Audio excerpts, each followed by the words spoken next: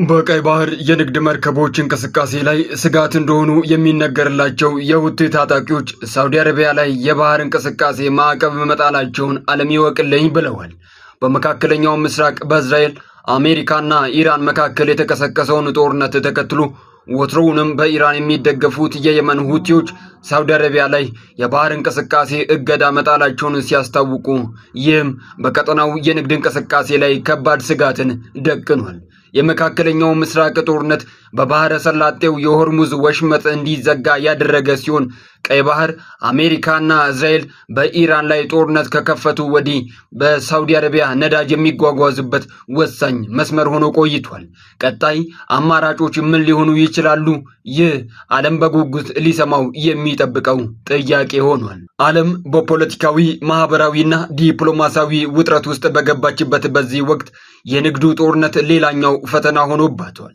የኢራን ጦርነት የዓለም ሀገራትን በተለያየ ጎራ ከማሰለፍ ባለፈ በዓለም የንግድ እንቅስቃሴ ላይ ያልበረደ ትኩሳት ሆኖ ቀጥሏል።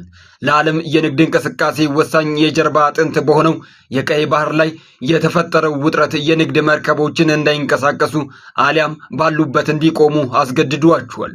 ወሳኝ የንግድ ሸቀጦች፣ ነዳጅን የመሳሰሉ ወሳኝ የኃይል ምንጮች ዋጋቸው በየጊዜው እንዲጨምርም ምክንያት ሆኗል። በመካከለኛው ምስራቅ ጦርነት ዋነኛ ተሳታፊ የሆኑት አሜሪካ፣ እስራኤልና ኢራን ጦርነታቸውን ለማቆም የሚያስችላቸውን የተኩስ አቁም ስምምነቶችን እንዲሁም ዘላቂ ጦርነት የማቆም ድርድሮችን ሲያካሂዱ ቢቆዩም ፍሬ አልባ ሆኗል። በቀይ ባህር ላይ ሌላ ትኩሳት ተፈጥሯል። በቀይ ባህር ላይ የሚንቀሳቀሱት የየመን ሁቲዎች ሳውዲ አረቢያ ላይ የባህር እንቅስቃሴ እገዳ መጣላቸውን ይፋ አድርገዋል። ቡድኑ እገዳውን ያወጀው ሳውዲ አረቢያ በየመን ላይ ኢፍትሐዊና ጨቋኝ ከበባ እየጣለች ነው በሚል ክስ ነው። የቀይ ባህር ዋነኛ መተላለፊያ ባብ-ኤል መንደብ ሰርጥ ለሳውዲ መርከቦች እንደሚዘጋ ሁቲዎች አስቀድመው እወቋት ብለዋል።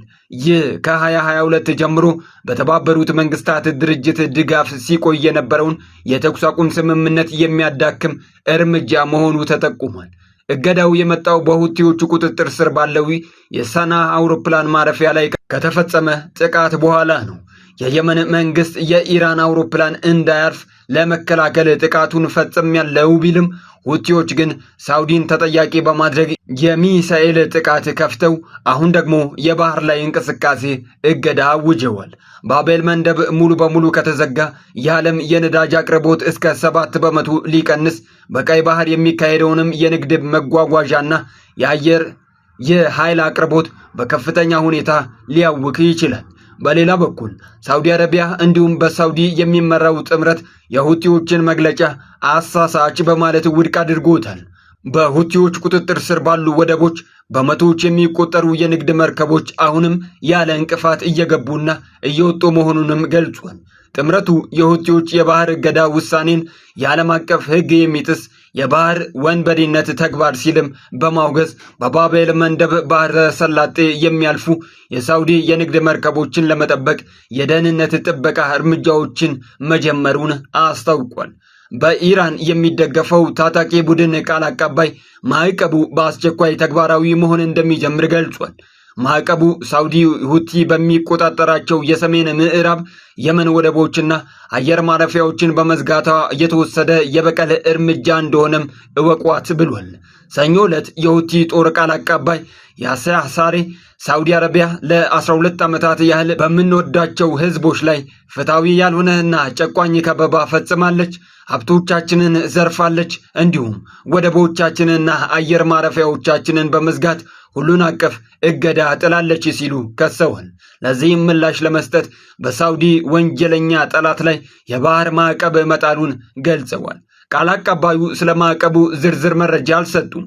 ሆኖም የሁቲ ሚዲያ ምክትል ኃላፊ ነስረዲን አሚር በኤክስ ገጻቸው ባሰፈሩት ጽሑፍ እንዳሉት ከሆነ የቀይ ባህር ደቡባዊ መግቢያ ባብ-ኤል መንደብ ወሽመጥ ለሳውዲ አረቢያ መርከቦች ዝግ ሆኖ ይቆያል።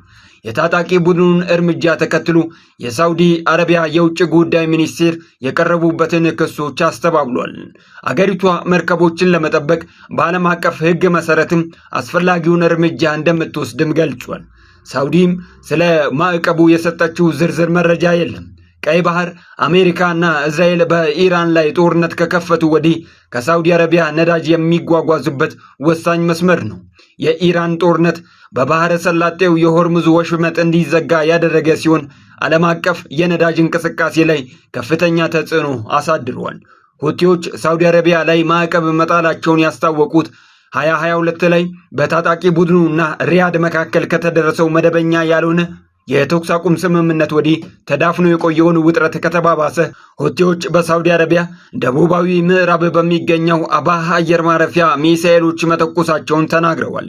ይህም ሳውዲ በሰንዓ አየር ማረፊያ ላይ ፈጽመዋለች ላሉት የአየር ጥቃት ምላሽ እንደሆነ ገልጸዋል። ጥቃቶቹ በሳውዲ በሚደገፈው የየመን መንግስት የተረጋገጡ ሲሆን ያለ ፈቃድ ሊያርፍ የነበረን የኢራን አውሮፕላን ለመከላከል እየተወሰደ እንደሆነ አስረድቷል። የመን እንደ አውሮፓውያኖቹ የዘመን አቆጣጠር በ2014 በተጀመረውና ሁቲዎች የሰንዓ መንግስት ባስወገዱበት የእርስ በእርስ ጦርነት ከፍተኛ ቀውስ አጋጥሟታል። ግጭቱ በ2015 በሳውዲ የሚመራው ጥምረት በሀገሪቱ መንግስታዊ ስርዓትን ለመመለስ ጣልቃ ከገባ በኋላ ተባብሶ ቀጥሏል። እንደ የተባበሩት መንግስታት ድርጅት መረጃ በግጭቱ ከ15000 በላይ ሰዎች የተገደሉ ሲሆን ከ22 ሚሊዮን በላይ ሰዎች እርዳታ ፈላጊ የሆኑበት በዓለም ከፍተኛ የሆነ የሰብአዊ ቀውስንም አስከትሏል። የየመን ሁቲዎች የባህር ላይ እንቅስቃሴ እገዳ በቀጠናው እየተባባሰ ካለው የጂኦፖለቲካ ውጥረት ጋር የተያያዘ መሆኑ እየተነገረ ነው። ኢራን በመሰረተ ልማቶቿ ላይ ለሚፈጸመው የነ አሜሪካ ወታደራዊ ጥቃት ምላሽ እንዲሆን ሁቲዎች የምዕራባውያንን የባህረ ሰላጤ ሀገራት የመርከብ መጓጓዣ ወሳኝ መተላለፊያዎችን እንዲያውኩ ሁኔታዎችን ግፊት አድርጋባቸዋለች መባሉን ዓለም አቀፍ የመገናኛ ብዙሃኑ ሮይተርስ፣ አልጀዚራና ቢቢሲ ዘግበውታል።